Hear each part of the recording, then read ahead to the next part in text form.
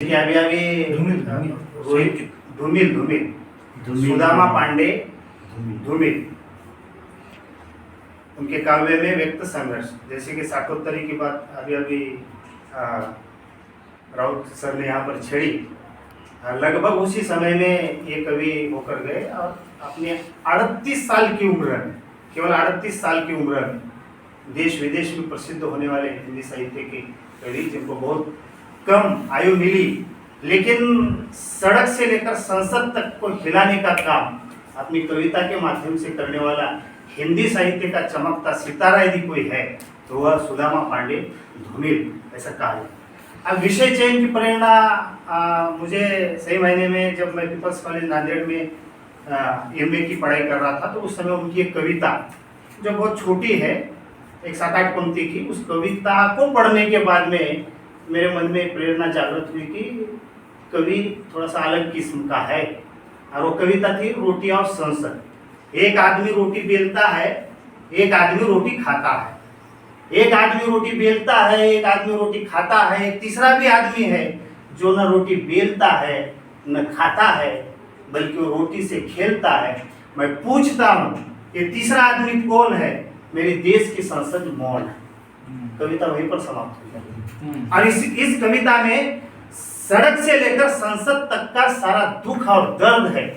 कविता भले ही छोटी हो, कहा जाता है कि कविता में गागर में सागर भरने की क्षमता होती है। जैसे घघरे में हम पूरा सागर भर दे, इस प्रकार का भाव कविता में छिपा हुआ होता है। दूसरी एक महत्वपूर्ण घटना इस विषय को लेने के पीछे मेरी ये रही कि धूमिल को लेकर वो लाइब्रेरी में एक पुस्तक मेरे पढ़ने में आई कि कटघरे का कवि धूमिल।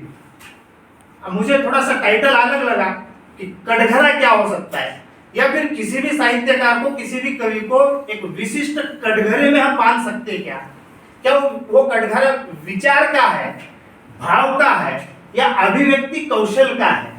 इसके संदर्भ में खोज करने की जिज्ञासा मेरे मन में निर्माण कि ये कटघरा कैसे हो सकता है। सही मायने में इस रिसर्च का सार मैंने उस कटघरे को लेकर कि एक कवि कटघरे का कैसे नहीं है, ये बतलाने का काम मैंने उस सार में या निष्कर्ष में किया है।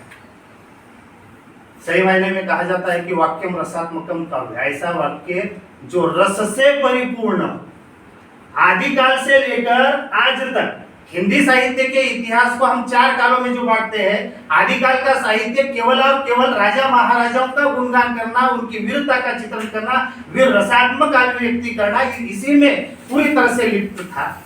जब भक्ति काल आता है तो भक्ति के माध्यम से समाज जीवन को सुधारने का प्रयास। अब सही मायने में समाज को कैसे सुधारा जा सकता है? लोग तो पूरी तरह से अज्ञानी है, अनपढ़ है, अंधविश्वास है, अनेकों प्रकार की रूढ़ी प्रथा परंपराओं पे पूरी तरह से फंस चुके हैं। तो आप समाज को सुधारने का कैसा? तो भक्तिकालीन संतों ने भक्ति का डर दिखाकर लोगों में सुधारना करने का प्रयास किया। हिंदी साहित्य का तीसरा काल आता है रीतिकाल। रीतिकाल में केवल दरबारी साहित्य लिखा गया, जहां दरबार में कवियों को तनख्वाह देकर कवियों को रखा जाता था।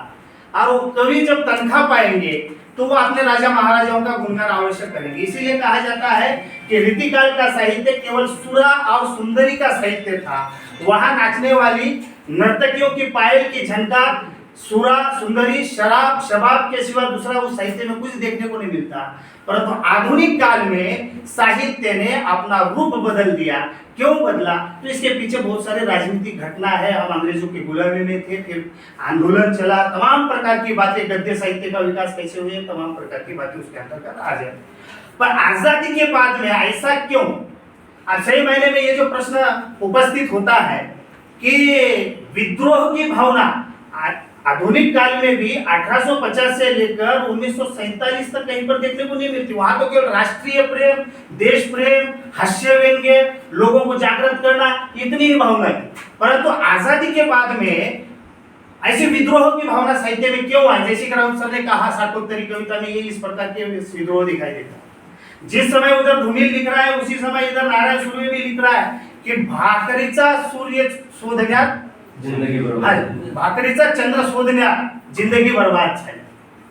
और उसी समय धूमिल भी उधर शाकोत्तरी कविता में लिखता है। ये जो भावना, विद्रोह की भावना क्यों आई, तो इसके पीछे सबसे महत्वपूर्ण कारण यही था कि आजादी के पहले हमने बहुत बड़े बड़े सपने देखे। क्या सपने देखे? कि हमको आजादी मिल जाएगी, अंग्रेजों के चंगुल से हम मुक्त हो जाएंगे, हमारा अपना राज होगा, हमारे अपने लोग हमारा राजपाट चलाएंगे, हमारे अपनों के लिए कानून बनाएंगे, आप कोई भी व्यक्ति कपड़ों की आदमी लाचारी में नंगा नहीं घूमेगा, छत के अभाव में फुटपाथ पर नहीं सोएगा, रोटी के अभाव में कोई भूखा नहीं मरेगा। परंतु आजादी वो थके हुए 3 रंग का एक पहिया जो है उसी प्रकार का रह गया, लोगों का स्वप्न भंग हो गया। 15-20 साल गुजर जाने के बाद भी लोगों की जो बुनियादी जरूरतें थी उस जरूरतों को पूरा करने में हम कहीं न कहीं असफल साबित हुए, और जिसके परिणाम स्वरूप साहित्य में विद्रोह की भावना, विरोध की भावना निर्माण हुई। इसीलिए कवि ने एक जगह पर कहा कि केवल कविता करना न कवि का कर्म होना चाहिए, उसमें उचित उपदेश का भी मर्म होना चाहिए। केवल कविता करके कर दिए बोले तो सब कर्म हो गया, ऐसा नहीं है, उसमें उचित उपदेश भी होना चाहिए। और उसके भी आगे जाकर मैं धूमिल के बारे में कहूं तो केवल उपदेश देकर भी नहीं चलता, बल्कि उस समस्या का समाधान भी अपनी कविता के माध्यम से प्रस्तुत करने वाला कोई कवि है तो सुदामा पांडे धूमिल है।